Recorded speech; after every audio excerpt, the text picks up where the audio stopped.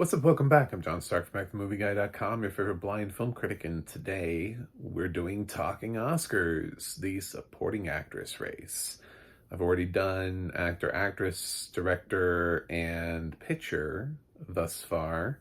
So now we're circling around to supporting actress this week, where we're going to talk about,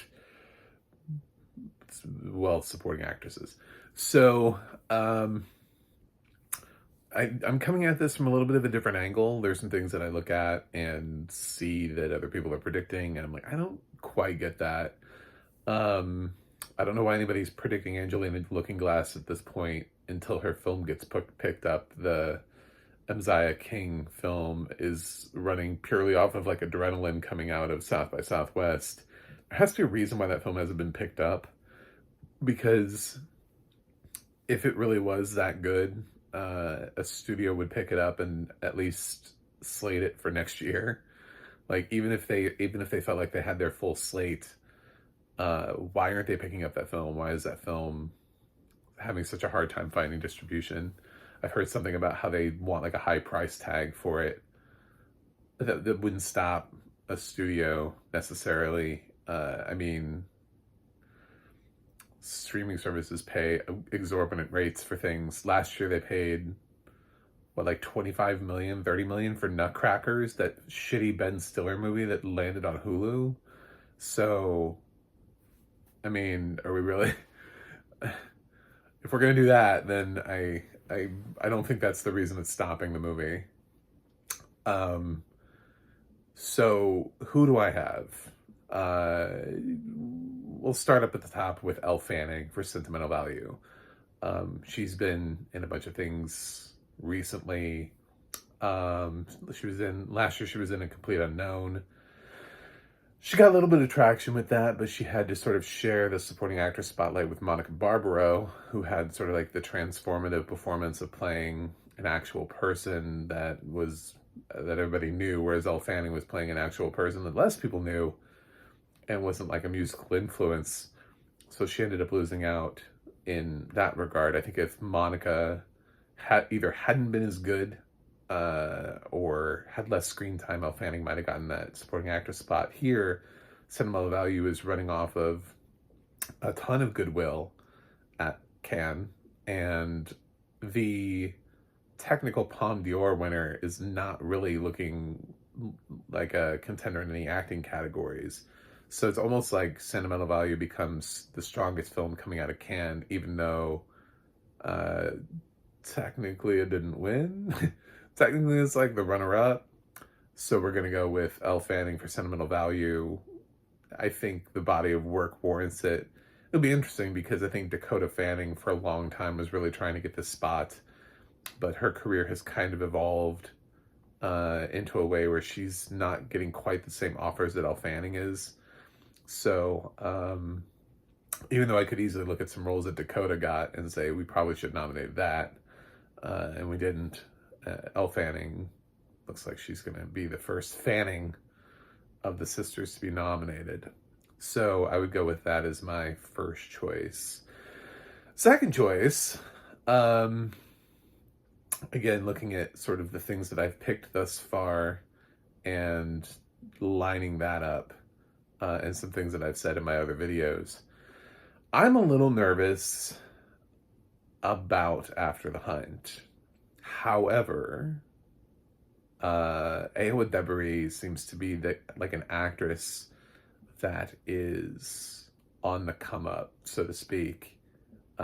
She's getting a lot of attention for things. She's getting a lot of push and buzz.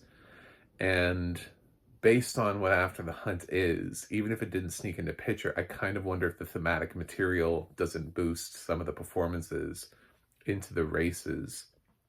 And with Ayoa Debari, I think it's possible that she could land a supporting actress nomination. I think there's a lot of goodwill, kind of feels like, with Jeremy Allen White also sort of in the conversation this year for Deliver Me From Nowhere. I could call that Springsteen Deliver Me From Nowhere. I'm not going to. But I think Ayoa Debari makes sense. The problem that I have here is that Luca Guadagnino hasn't been able to get any of his actors or actresses in a while. his films haven't really materialized into the Oscar conversation. Last year he had 2 films and neither one of them got a single Oscar nomination. So it's sort of like the little bit of a hang up, and even with Julia Roberts, who I had in my Best Actress list, I didn't have the film and picture. It's Amazon MGM. They don't have a Cinema Values Neon, and it's definitely going to be their top contender. They also have they bought also the Palme d'Or winner, but I think they're gonna. I still think Cinema Values their actual top contender instead of it was just an accident. But I don't know what else Amazon MGM is running except After the Hunt. It feels like this is their central campaign, so they're going to push it. That doesn't mean that they don't pick up something. There's still films that are looking to be bought at Venice and TIFF and some of those festivals that could come along later, and Surprise. But I think for right now, I'm going to go with Ayo Edebiri for After the Hunt. Because I think even if it doesn't get in picture, it could get some nominations because of the goodwill strength of the cast, the likability, the fact that these are people who typically get nominated elsewhere, all of those kind of things. So that's my second spot is Ayo Edebiri for After the Hunt. My third spot's going to Laura Dern for Jay Kelly. I had Jay Kelly in picture. I have Clooney is my fifth. Like, just sort of like, we'll see what happens spot for actor. Laura Dern, last time she was with Noah Baumbach, won for Marriage Story. I think she's probably going to repeat a nomination here. I don't think we're going to have a category full of first-time nominees, and Laura Dern seems like one of the few front-ish runners who's not a first-time nominee, so she couldn't break up that category. Yes, that's also true of Haley Steinfeld from Sinners. It's also true of Gwyneth Paltrow from Marty Supreme. It's true of a couple of other people. Obviously, Ariana Grande would be a second-time nominee if she got nominated for Wicked again. We're getting around to all those. But I'm going to go with Laura Dern for Jay Kelly, the Netflix nomination. I have it in picture. I think I gave Noah a director's spot. If not, he's close to it. It feels like the kind of film that could get him there. It feels like his Marriage Story again. So, then we get down to spots 4 and 5. And you're like, but you haven't said Ariana Grande or Gwyneth Paltrow yet. Hot take, I'm not going to. Everyone else is. It's not necessarily a reason not to do it. But I didn't initially put Cynthia Erivo up in actress because we don't actually know that they're going to get back-to-back nominations, and to assume that they'll both get back-to-back nominations, I kind of want to see how their categories play out before I say done deal, signed, sealed, delivered, because they could be great and it doesn't necessarily mean they're going to get back-to-back nominations. I was thinking about, it's tough to come up with a comp, and the best thing I could come up with, just to save you the time of looking at my actress video, is Ian McKellen for the Lord of the Rings films, which were shot simultaneously and then released back to back to back. So they had already pre-committed to doing 3 Lord of the Rings movies, whether it flopped or not. And he only got the 1 nomination. He didn't get nominated for all 3 Lord of the Rings movies. So they didn't feel the need to go, yes, Ian McKellen is great. Oh my God, he's so great in this. Oh, Ian McKellen all day, every day. With sequels, it's a little bit of a different thing because then the sequel gets ordered. There are years in between it. So you have to look at what is a back-to-back thing where they really, truly, and it actually successfully got nominations, because we've done the split film before. We've done like a part 1 and a part 2, but doesn't necessarily get a nomination. So the only other comp I can think of is Ian McKellen, and he didn't get 3 nominations for playing Gandalf. So that doesn't mean that they can't get it, but it does kind of give me some slight pause as to how many nominations are they going to accumulate for playing the same person, and essentially what is the same film. So I don't consider them frontrunners. I consider them spot fillers. I consider them state of the race. Let's see just how amazing Wicked for Good is. Those kind of things. It doesn't make me want to just jump out and be like, yes, immediately. Do I know how good the second act of Wicked is? Absolutely. I've seen the stage show. Um, I'm gonna have, I'm gonna assume that adding songs to Wicked, that because Stephen Schwartz wrote the new songs, that they're not terrible, and that we have more of a Dreamgirls situation. But it hasn't really worked out well for every other musical since Dreamgirls. It's added songs, in terms of whether or not those songs actually are memorable. Even arguably, the ones that are the live action Disneys that also have a live action stage musical.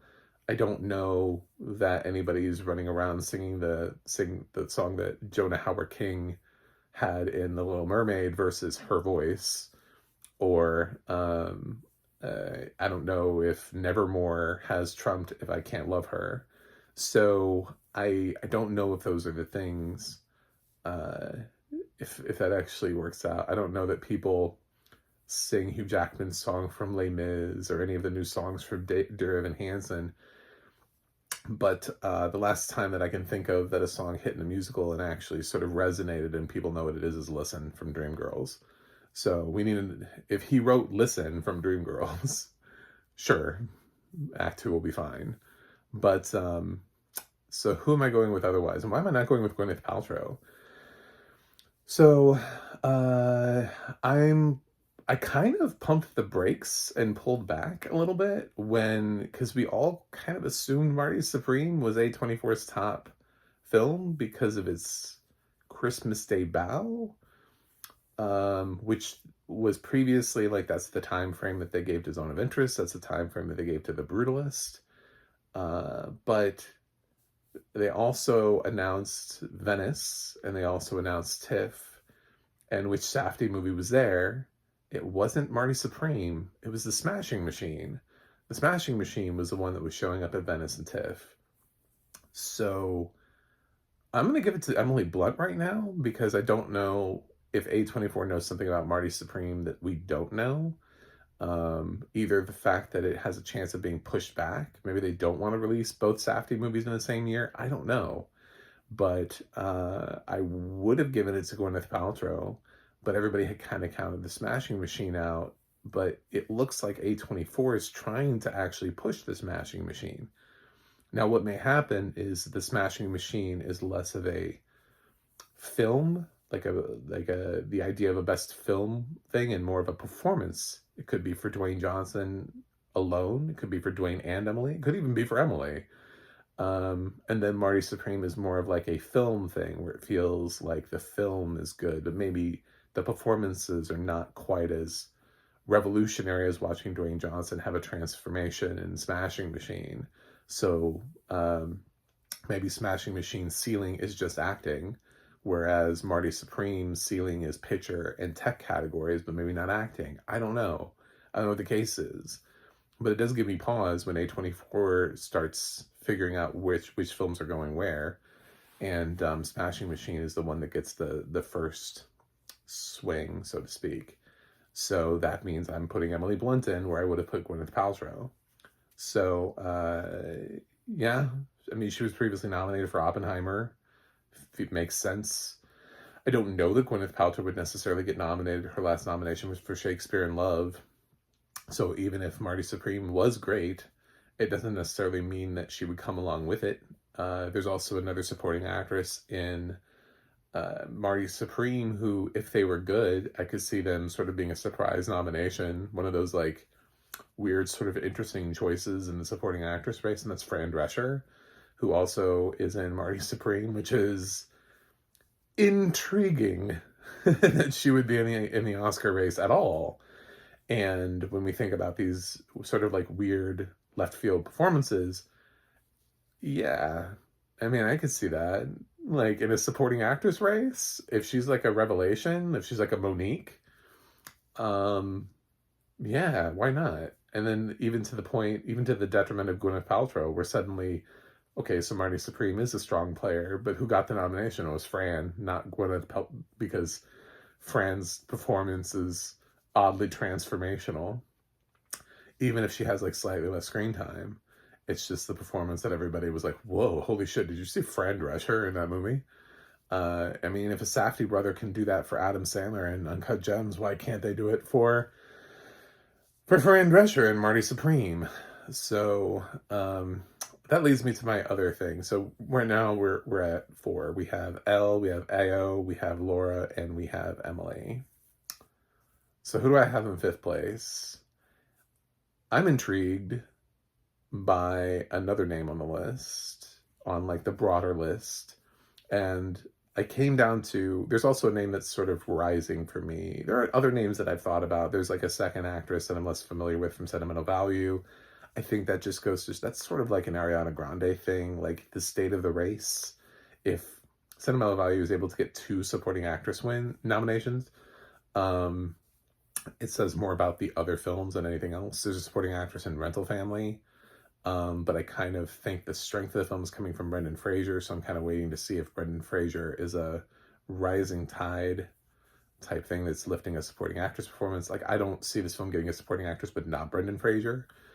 I don't see either of the Sinners girls coming along.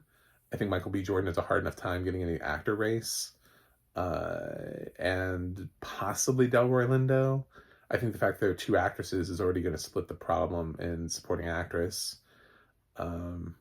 So we've talked about, well, I haven't, but the internet has talked about One Battle After Another. Supposedly the test screenings, even though there's like Regina Hall and Tiana Taylor, say that there's nothing that supports that they would be nominated. That I guess they don't have screen time. It's not the type of performance that would be nominated. So, which is unfortunate because Tiana Taylor was fantastic just like 2 years ago.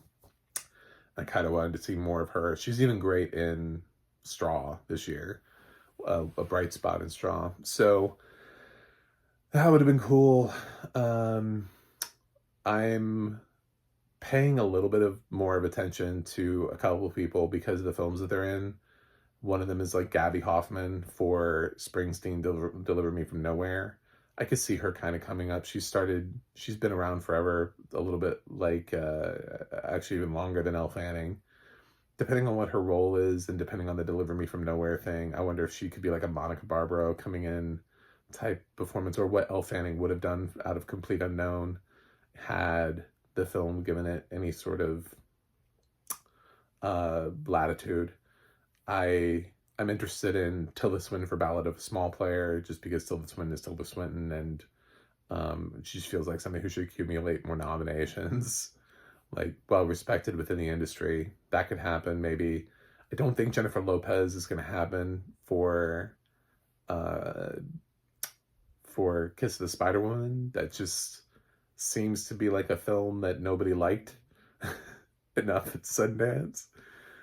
So, and they don't, I've also heard rumors that she's going lead, that they're going to push her lead for Kiss the Spider-Woman, which just feels even more insane. But, to just sort of like say that out loud, Glenn Close for Wake Up Dead Man. I mean, yeah, she managed to get in for some other things where we didn't necessarily think she was going to get in for, like Hillbilly Elegy, but Knives Out nor Glass Onion managed to get acting nominations. Do I think Glenn Close is going to be the first one to get an acting nomination out of that series? It's sort of like I feel like when you look at the James Bond films and we go back to the year of Skyfall, there was actually quite a big push for both of the performances in that from Javier Bardem and for Judi Dench in supporting categories, because he was a great villain and Judi Dench gave one hell of a performance out the door as M. Neither one of them materialized. So, and that was an insanely well-reviewed movie that did bananas business at the box office. I know he's going to have a hard time getting Wake Up Dead Man to even have a theatrical run, to get people excited about it the same way Glass Onion had at least a moderate theatrical run. And Netflix has a shit ton of other movies to worry about. They have, Ballad of a Small Player. They have Jay Kelly. They have Frankenstein. They have Train Dreams, which could get, that has potential for a supporting actress nomination. So they have plenty of, they have House of Dynamite. I mean, Wake Up Dead Man is not the film that they need. If anything, Wake Up Dead Man feels like um, the the Jason Bateman film from last year. That's just going to be like the holiday film, cheer us up film that we all enjoyed, but isn't going to get any nominations. People really tried to make Glass Onion happen. It was in so many top 10 lists, and it just couldn't materialize. So yeah, I'm not going to put that there. Um, I'm running through everybody else in my head before I say what I say. There is a nomination. Okay, so there are 3 nominations I'd like to talk about, and I'll tell you which one of them I'm picking. So we're down to 3 because there are 2 that have sort of caught my eye and I think are interesting. I'm intrigued. So one of them is Thomas Ian McKenzie, who's in Anne Lee, who I did pick. I did pick for actress. I did put Amanda Seyfried in for lead actress because it's a biopic. It's the one that's directed by the life partner of Brady Corbet, who helped on The Brutalist. They sort of like flipped places, and now they're doing this. I know it has a new title. Felt like The Legacy of Anne Lee or something like that. I'm just gonna keep calling it Anne Lee. It's just easier. So yeah, I think if that film had enough steam, it could be like, could she lift up Thomas Ian McKenzie? Sort of the same way we almost got, you get it in some of the other categories too. Like people were talking about Pamela Anderson last year for The Last Showgirl, but then all of a sudden Jamie Lee Curtis was getting a supporting actress nomination. So I kind of wonder if one of those like rising tide things, is it possible that Thomas Ian McKenzie's performance is so good that if Amanda Seyfried's is one of the top performances of the year, that she ends up getting into the race via that. So then I have another performance that I think is intriguing, much like Fran Drescher, just somebody who isn't normally in a race, but seems really within odds striking distance for once of an Oscar nomination, and that's Alicia Silverstone for Begonia. It's a Yorgos Lanthimos movie. People seem to people have seen the trailer now to Begonia, and they're backing off a little bit. They're not quite up on that. They're like, well, it's not Poor Things. It's like, well, they're not always going to be Poor Things. Not every film of his is going to be Poor Things, but could it be the favorite? You know? And I don't think Emma Stone has a path. I think it might have a path for Jesse Plemons, but I kind of wonder if it doesn't have a path for Alicia Silverstone. Alicia has been around forever. It's been 30 years since her, sort of breakthrough lead performance in Clueless. And I can kind of see that narrative, like 30 years later, Cher gets her Oscar nomination. It kind of like writes itself. So I wonder if she's a standout enough in Begonia to make a difference in the race. And then the third one is Mia Goth, who's in Frankenstein, who I've already predicted in Pitcher, Director, and Actor. And now I'm stuck with sort of like, do I think Jacob Elordi could be nominated for playing Frankenstein's monster? Or do I think Mia Goth could be nominated Supporting Actress? Now, Mia Goth is somebody who the internet has been trying to get a nomination for playing, in Pearl, and that didn't materialize. So, but, some critic notes and stuff like that. She's obviously in her wheelhouse in terms of being in sort of a horror-related film. She's being directed by Guillermo del Toro. What can he get out of her? Is this the kind of revelatory performance that we've been waiting that'll push Mia Goth suddenly into the Oscar race? Maybe that's possible. I'm intrigued by the fact that Netflix is putting Frankenstein into these festivals. They don't need to. It's Frankenstein. It's Guillermo del Toro. It will pop when it pops. Of all of their films, it's like that and Wake Up Dead Man are going to sell themselves. based on what they are, the properties they are, the directors, all those kind of things, the cast, all that kind of stuff, they could skip festivals and premiere later in the season and still be fine. Frankenstein doesn't need festivals. Frankenstein is going to festivals because Netflix thinks Frankenstein is the shit. That's why Frankenstein is going to festivals.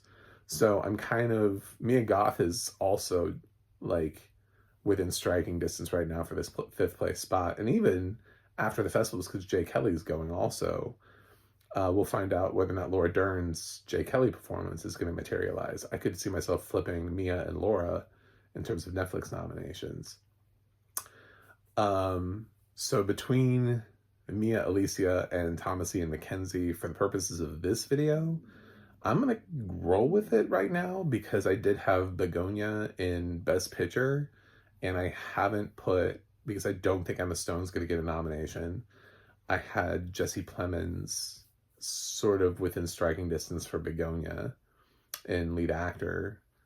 I'll go with Alicia Silverstone for supporting actress and say that there's almost like the Fran Drescher thing. We have a couple people here who it's like they don't normally get that kind of attention, but for the first time ever they might. And people, depending on the love for them in the industry, Fran Drescher is interesting coming off of being, you know, sort of the head of SAG, is like, she could have a ton of love for her from Marty Supreme.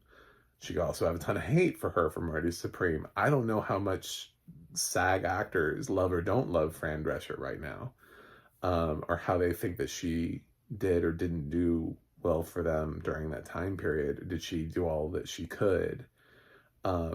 So she could have a huge groundswell of support that we're not quite thinking about, because your natural instinct isn't to go Fran Drescher for supporting actress. And I get it. And that's kind of what makes it fun and interesting. So I'm going to go with Alicia Silverstone for now. So recapping, my supporting actress nominations currently are Elle Fanning, we've got Aowa Debary, Laura Dern, Alicia Silverstone, and what else did I pick? I don't know whoever the other person was. No, I'm forgetting, but I know I have 5. So we'll see if Ariana is needed this year in this race. So that's it. Thanks for watching. Thanks for subscribing, and I will see you guys on the other side.